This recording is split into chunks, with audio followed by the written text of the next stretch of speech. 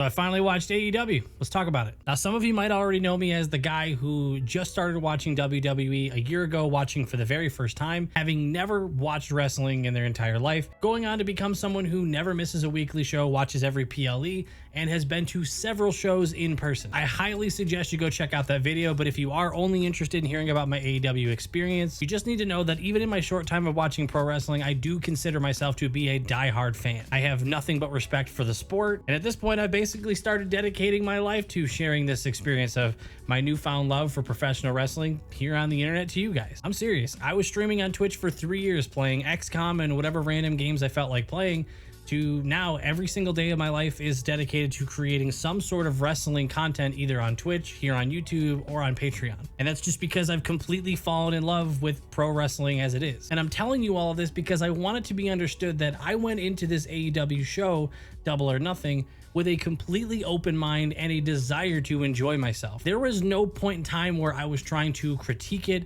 trying to tear it down, or look for any reason to make fun of it or bring any of the tribalism that I've been seeing on the internet. Honestly, I'm someone who's generally easy to please. And that's just because I go into experiences, new ones or old ones, trying to enjoy myself. So again, I went into this with a very open mind and very excited to watch AEW. And I figured since my first experience with the WWE was WrestleMania 39, what better way to get into AEW than to dive into a pay-per-view? And if you're someone who's also for the first time considering watching AEW, maybe this will help you as well. First thing I want to talk about is gaining the ability to actually watch the show, because it's a pay-per-view. And I want to give you full disclosure here. I am about to turn 32 years old, and I have never purchased a pay-per-view in my life of any capacity for any show, any sport, ever. So I did a lot of Google searches leading up to this. How do I watch AEW Double or Nothing? Thankfully, it was not very complicated. You were able to purchase it through YouTube. So I just bought it the day of.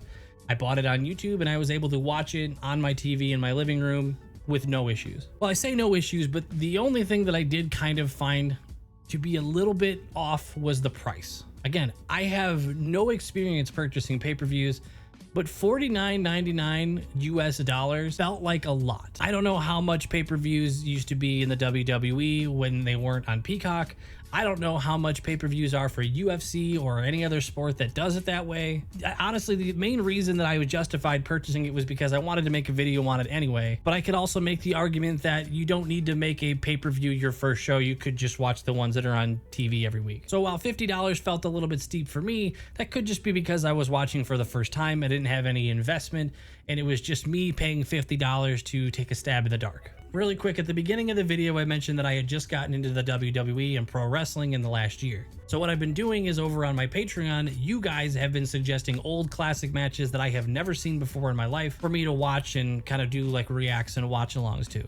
If you're interested, there is a free tier and a paid tier, so you're welcome to check out the free tier and see that whatever match happens to be free for this month. And then if you enjoy yourself, you could always upgrade, but it is a completely supported free tier if you want to check out the Patreon. I have a pipe dream of talking about pro wrestling for a living, so thank you to those of you who have been contributing to supporting that dream. Anyway, next I want to talk about the overall presentation of AEW and specifically with Double or Nothing. Now, speaking as a former graphic designer, I like AEW's logo. I like AEW's use of colors and design whenever they seem to have a pay-per-view coming up or a big event coming up. I like their stages. I like the two tunnels. That I think that looks different. I like that when tag teams were coming out, one would come out of one tunnel and the other, like the partner would come out the other.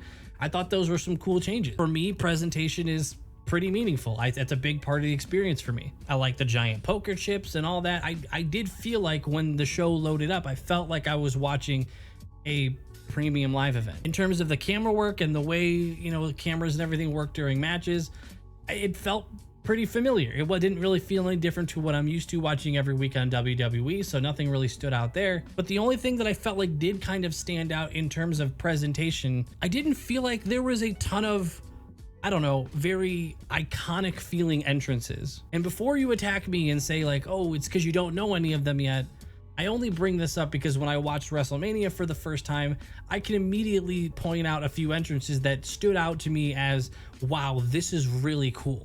When I look back at Double or Nothing, I don't think of any entrances that stood out as this is a really cool entrance, other than the uniqueness of Tony Storm, who does the whole black and white thing. The whole Marilyn Monroe persona was really memorable. Fun entrances and memorable entrances is something that is really big for me. It might not be for you, but because I really do enjoy that part of pro wrestling, that was one of the few things that I would say stood out as something that felt like something was missing. I did hear there were a few entrances that had a couple of chants in them. I don't know so much about the CEO chant. That one, I think that's just in the song, so I don't know if that's really even something that the crowd is totally bought into yet, since Mercedes Moné has come over. But even if the crowd was into it, just the way that CEO is chanted almost feels kind of culty. And maybe that's on purpose because it looked like Mercedes was supposed to be a heel. So maybe when a heel has some sort of a chant in her name, it's supposed to feel a little bit unwilling. I don't know. But another entrance and a moment that did stand out for me in terms of the presentation was the welcoming back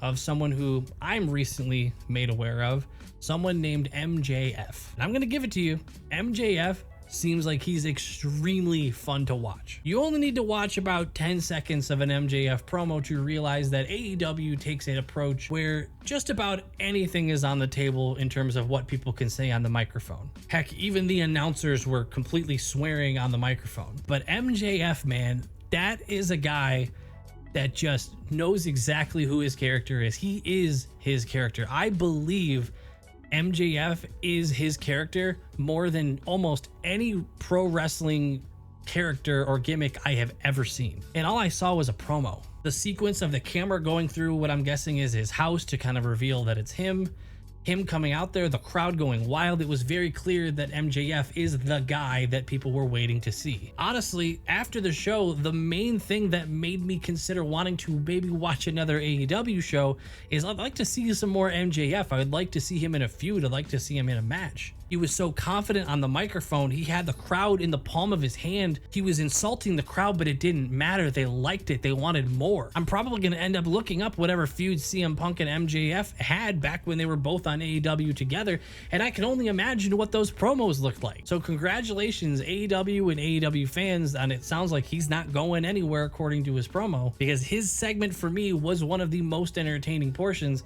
And it kind of tells you a little bit of what's important to me when I'm watching wrestling. I'm very story driven. I like the characters. The wrestling is great, and I can usually pick up on when a match is going well or when it's not. But at the end of the day, I want the story to make the match feel meaningful and not what's happening necessarily literally in the ring. I recognize that's a preference though. That might not be the same for you. So let's talk about matches. I'm not going to go through and critique or grade or give stars to any of these matches. What I will say is, holy shit, I immediately understand the difference and the appeal to that difference. I can also see why it's not for everybody, but I can also see why, if you love AEW, why you might not enjoy the WWE in terms of what happens in the ring. If you're unfamiliar, AEW practically murders people on television. I watched someone get hit by a truck, attempted drowning, someone got lit on fire, somebody got super kicked in the face with thumbtacks on the bottom of their shoes, strung up, hung from the ceiling by their ankles. I watched someone get 4 of their teeth knocked out with a metal baseball bat. A man was hit in the head with a chair that exploded. The CEO got thrown across the stage. Someone was powerbombed into a pile of dice that got wedged into their back. And I watched someone get choked out with a string of barbed wire. And the best part is, only one of those things I said was a lie. And if you didn't watch the show, I bet you can't guess which one. Oh my God. AEW completely, it is a video game. It is a video game version of wrestling that is done by real people and done live in front of a live audience. Now, granted, not every match was like that, and a lot of what I said happened in one single match. But the fact of the matter is, I watched just about all of those things happen on a single night, and that's coming from watching a show where usually the most violent thing that'll happen that night is somebody getting put through an announce table. Now, this is where preference comes in. Now, you will get some people who will say that AEW is superior because of all the things that I just said. And then you will have someone on the other side say that theirs is superior, that WWE is superior because they don't have to rely on crazy things like that to put on a good show. I want to state very clearly, both of those people are wrong. What became very clear is that these two different shows are completely different forms of entertainment. From what I can tell, The WWE is going to lean more into their stories and a traditional style of just wrestling in the ring and do mid-match storytelling to invoke emotion in the viewer. And AEW, while also probably still telling stories and doing promos, it was hard to tell because they didn't do much of it during this particular show, but I'm assuming there are storylines. But their idea to pay these off is with extreme measure, putting on an intense show that you will tell your friends and family about the very next day. I can totally see why somebody would want to go to an AEW show in person. It seemed insane. And I gotta say, I loved almost every minute of it. I was entertained. I was having fun. I was literally texting my friends about what was going on during this match. I had all this crazy stuff going on saying, I can't believe I'm seeing this right now. Now, with that being said, I don't think this is something that I would watch every single week. Now, don't get me wrong. I had a blast. I would watch this type of show again, but I could see this being something that I pick up whenever it's pay-per-view season as like a different kind of wrestling for a different form of entertainment. And it's not because I don't think that AEW could entertain me in that way. It's really just because I found WWE first and I've completely immersed my life into it. And I frankly just don't have enough time to watch like 5 shows a week, keeping track of 2 separated universes.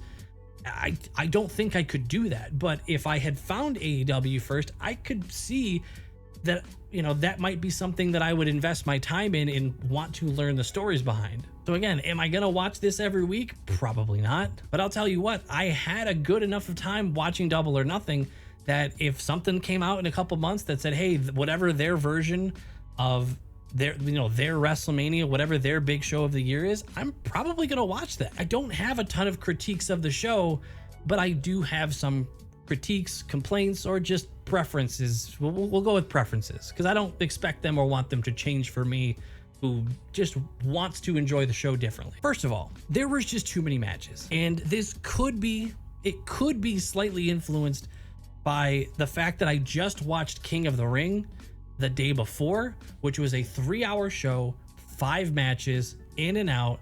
You know, each match had time to breathe. I got to enjoy it. There was some space in between the matches. And then at Double or Nothing, I'm gonna be honest, I'm gonna look and see how many matches there were. There had to be like 8 to 10. Oh my God, there were 12 matches on the card. The show went from 8 p.m. Eastern to about 12:30 in the morning. And according to this website, there were 12 matches on the card. I did not need to watch 12 matches. Some of them, most of them were very good. I did enjoy them. There were some crazy spots and I really enjoyed myself. But I want to be honest, I felt like there was not a ton of room. No, not a ton. There was almost no room for any singular thing that happened to breathe before suddenly we have to jump into the next entrances or the next graphic, and we need to move on because we have to keep the show rolling. One example that I'll give is I noticed during the Mercedes Moné match versus, I don't know who it was, Willow Nightingale. We'll go Willow. I enjoyed their match. I thought that was good. And then Mercedes wins the title, and from what I can tell, Mercedes was the heel in this scenario. Willow was clearly the babyface and had 2 managers with her. When the match ended, Mercedes leaves, Willow's leaving with her managers, and one of the managers takes her out. I don't know if it's a tag team partner or whatever, but takes her out. So you're getting this heel turn moment at a pay-per-view big moment, and within 3 seconds of that happening, the graphic for the next match is now up and we're moving on. There was no time for even me trying to oh wow, something big just happened. I couldn't digest what I had just seen. So I feel like if I was somebody who was invested and was following these storylines, I would be kind of annoyed that something big happened, but we got to move on over here because we have 12 matches to get through. And this is where I'm starting to realize as I'm saying this, maybe for me, AEW has a quantity over quality issue in some areas. The other being, holy crap, does everybody have a title? I know not everybody had a title, but I'm pretty sure almost every single match on that card was for some set of titles. Some of them were named after TV networks, which was different. But the one that stood out to me, there was this 3v3 match, and 3 of them from one team came out, and each of the 3 had 3 belts that they were holding. That means this team of 3 were holding a combined 9 titles. I assume some are paired for some sort of a tag situation or triples tag or whatever, but this one team was holding more titles than I feel like there even are on the WWE. Again, not saying that's a bad thing, but it completely caught me off guard, and it makes me wonder how one keeps track of all of the titles and how does the prestige lie, and which ones are the front runners and which ones are mid cards. Are there bottom card ones because you have so many? Are they there so that every single match at your pay-per-view can be a title match? And then you're also planning on having 12 matches, so now you need more titles. And honestly, if those are the worst things I could really pick out from the show, it wasn't a bad show. If I had to guess, AEW is not going to be part of my week-to-week watching of wrestling. And again, it's not because I didn't enjoy it. I'm already watching so much wrestling. I don't think I could possibly invest in another 2 nights a week on a completely different, world of storylines. But I'll say the AEW as a whole, from what I have seen, that show, it gets a thumbs up from me. I really enjoyed myself, and I would watch another pay-per-view going forward. It really drives me crazy that I've heard so much hate going in both directions. I can't go on any comment sections of a WWE show or an AEW show. There's always somebody trying to start something. There's AEW fans saying WWE wrestlers can't wrestle, and there's WWE fans making fun of crowd sizes and overcompensation with what they're doing in their matches. But it's just 2 different forms of entertainment. Rooting for one to fail and one to succeed, comparing like numbers and how much they're making, bragging that the company you're watching is making X amount of dollars compared to the company you don't like. Unless you're a shareholder, that's not a bragging point. You should be rooting for the competitor to succeed as well. Otherwise, whatever is your favorite is going to become complacent. There's a saying somewhere, like, competition drives innovation and whatever, and stuff gets better. There's a reason why monopolies are so bad. If you're a WWE fan and you haven't given AEW a try, give it a shot. Like, it was entertaining, and same goes for AEW fans. Like, throw on WWE once in a while. Like, it's different, but these shows, they clearly come from the same heart and soul. It's clearly inspired from the same people that you all were watching growing up as a kid. I don't know what else to say. I fell in love with wrestling in the last year, and I want it to succeed as a whole. I love the big popularity boom that it seems to be having lately. Anyway, that's all I got on my first impressions of AEW. If you have any questions, and maybe there's something I kind of glossed over, I'll admit I don't script my videos. I prefer to kind of just speak from the heart, so I may have forgotten an aspect that maybe you're curious about. Feel free to put it in the comments, and I'm happy to answer it. Maybe if there's enough things I glossed over and I kind of forgot about, I can make a follow-up video. Again, I appreciate your time. Thank you to all the patrons that are on your screen right now. I'll see you guys in the next one. Thanks for watching.